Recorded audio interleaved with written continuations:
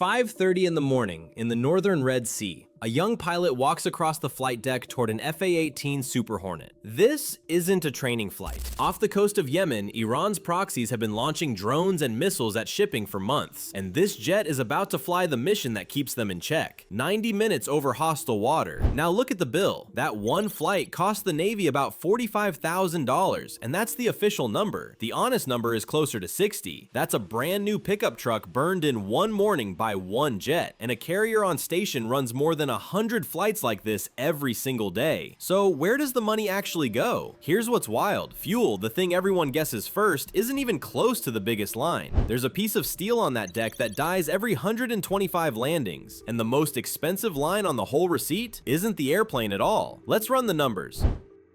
Before that jet moves an inch, people have been working on it for hours. The rule of thumb in naval aviation: every single hour in the air costs somewhere between 10 and 15 hours of maintenance on the ground. Think about that ratio. A 90-minute flight means a small team spent the better part of 2 days getting one machine ready. Plane captains crawling over the airframe at dawn, avionics techs running radar diagnostics, red-shirted ordnance crews loading real weapons, because over the Red Sea, the racks aren't empty. Purple-shirted fuel crews, the grapes.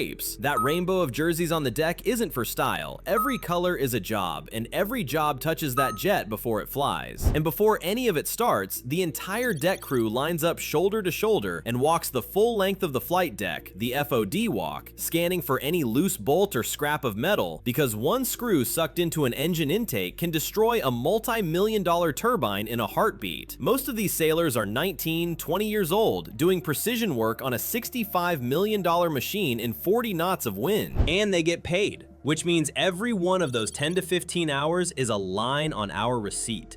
Labor alone runs the Navy roughly $3,000 for every hour the jet flies. Call it $4,500 for our morning flight, before a single drop of fuel is burned. And speaking of fuel, let's talk about the line everyone thinks is the big one.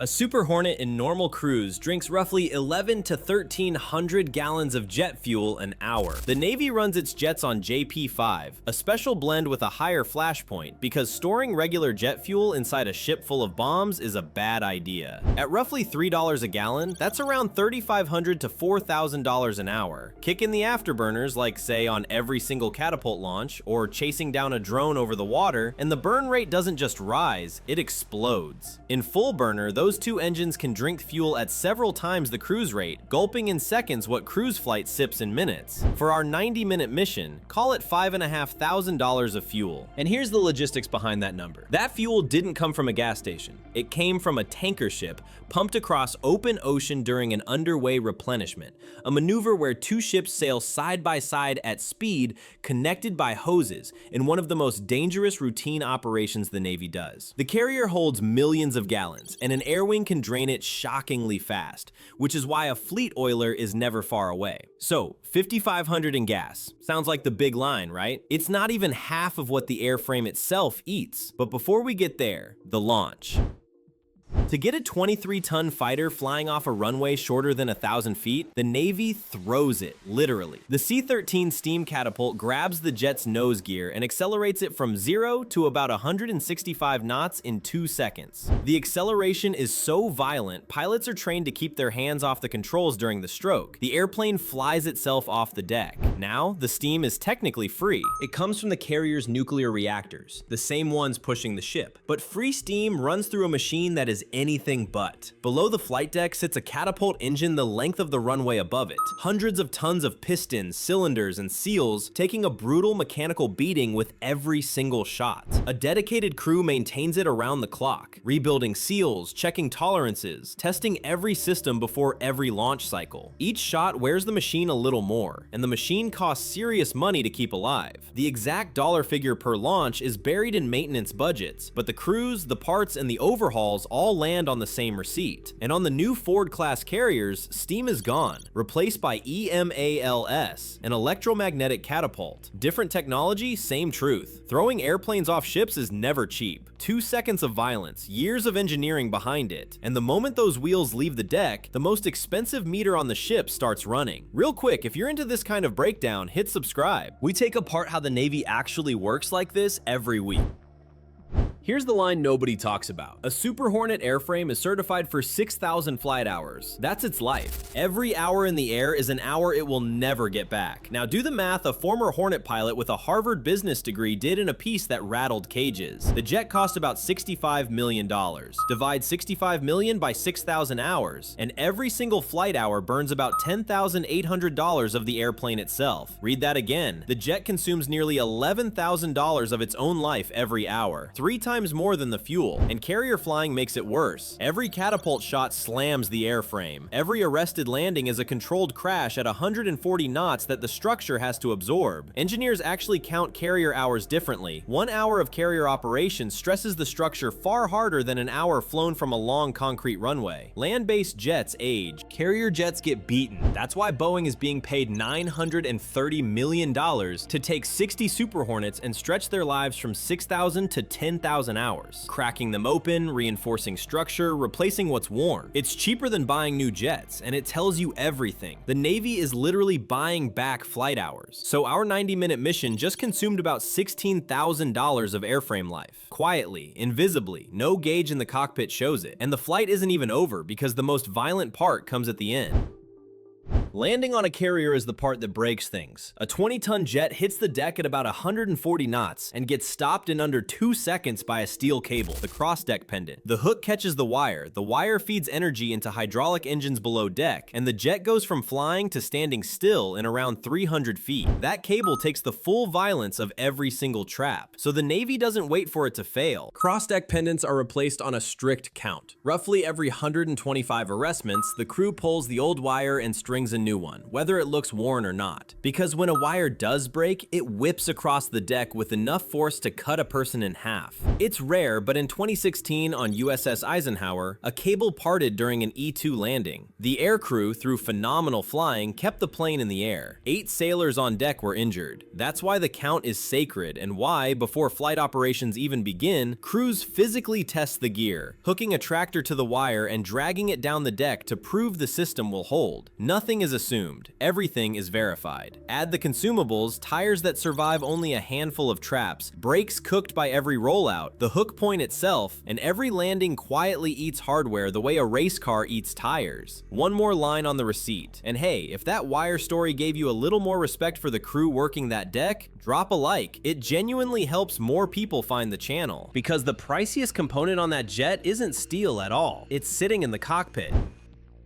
By the time a naval aviator is qualified to land on a carrier at night, the Navy has invested somewhere north of $10 million in that one human being. Years of flight school, hundreds of hours in trainers, carrier qualifications, day traps, then the night ones, which pilots will tell you are the most terrifying thing in aviation. Landing on a moving runway in total darkness, no horizon, chasing a single amber ball of light, while a landing signal officer watches every foot of your approach, ready to wave you off. There's no civilian equivalent. Nobody else on Earth trains this skill at this scale. Iran can't. Its proxies fly $2,000 drones by remote because they have no one who can do this. And here's the thing about that skill. It rots. A pilot who doesn't fly loses the edge in weeks, not years. Carrier landings are so unforgiving that currency isn't optional, it's survival. Which means every mission over that water is actually the Navy protecting a $10 million investment. Skip the flights to save money and you don't have a cheaper pilot, you have a dangerous one. That's the quiet logic behind the whole receipt. The Navy isn't paying $45,000 for 90 minutes of jet noise. It's paying to keep a perishable, irreplaceable skill alive in the only place it can be practiced, the deck. Alright, we've counted every line, time to print the receipt.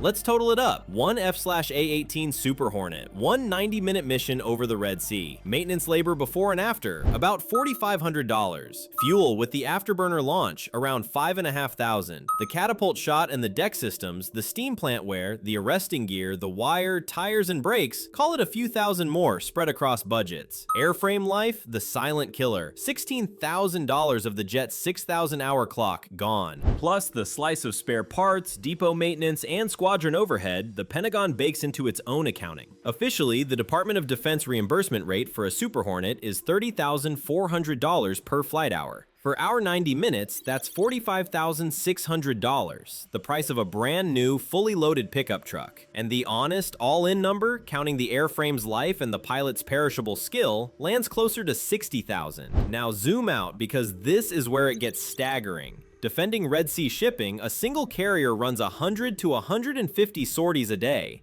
That's somewhere between $5 and $7 million of flying.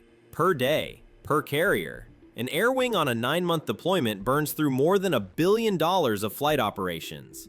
Iran spends a fraction of that, and that gap is exactly the trap it's trying to set. Which raises the obvious question, is anyone's Air Force cheaper? Funny you should ask. Here's where the Super Hornet earns its reputation. Line up America's combat jets by cost per flight hour. The A-10 Warthog, the cheapest armed jet the Pentagon owns, runs about $22,500 an hour. The Air Force F-16, just under $27,000. Our Super Hornet, $30,400. The F-35, the newest jet in the fleet, nearly $42,000. And the F-22 Raptor, the most capable air superiority fighter ever built, an eye-watering $85,000 per hour. Almost triple the Hornet. Suddenly, 30 grand an hour looks reasonable. And that's exactly why the Super Hornet is still the backbone of carrier aviation a quarter century after it entered service. It's not the stealthiest, it's not the fastest, it's the jet that shows up, flies twice a day, lands on a boat in weather that would close a civilian airport, and doesn't bankrupt the fleet doing it. Pilots call it the pickup truck of naval aviation, and they mean it as a compliment. There's one more thing the receipt buys that no number captures. Iran and China behind it can flood the zone with cheap drones and missiles, but you can't buy 100 years of deck landing experience, a pipeline that produces night-qualified aviators, and a maintenance culture that keeps 50 jets flying from a steel box in the ocean. Tehran can match the price of a drone. It cannot fast forward the decades. The money is the easy part. The system is the miracle. Back to that morning. The sun's coming up over the Red Sea. Our pilot taxis onto Catapult 2. Final checks, tension. The deck crew, kids mostly, 20 years old, clear the shuttle. The shooter crouches, points 2 fingers down the deck. Full afterburner. The whole ship feels it through the steel. 2 seconds of violence and $45,000 goes flying, straight toward the drones and launch sites that thought the sea was theirs. 90 minutes later, the jet slams back onto the deck, catches the 3-wire, and the receipt is complete. No headlines today, just another mission that kept the shipping lanes open. And that's the point, because the same evening, a maintenance chief signs off the jet for tomorrow. The wire crew checks the count on Pendant 3. The pilot debriefs every second like it was combat, because it was. And tomorrow, they do it all again, 100+ times. $60,000 at a time. Multiply it out, and a carrier air wing burns through the price of a brand new Super Hornet roughly every week of sustained operations, just on flying. It sounds insane. It is insane. It's also why nobody on Earth can do what the US Navy does, and why Iran's whole strategy is to avoid facing it head on. Every receipt buys something you can't price: a pilot with 500 night traps, a 19-year-old who turns a jet around in 90 minutes, a culture refined over 100 years, paid for one flight at a time. Other countries can buy jets, some can even build carriers, but the receipt we just read, that's the price of the system. And the system is the thing money alone can't buy. And if you made it this far into a video about a receipt, you're exactly who this channel is built for. Hit subscribe before you go. So the next time you see a Super Hornet ride the catapult into a sunrise, you'll know exactly what just left the deck. $45,000 and 100 years of know-how, worth every cent.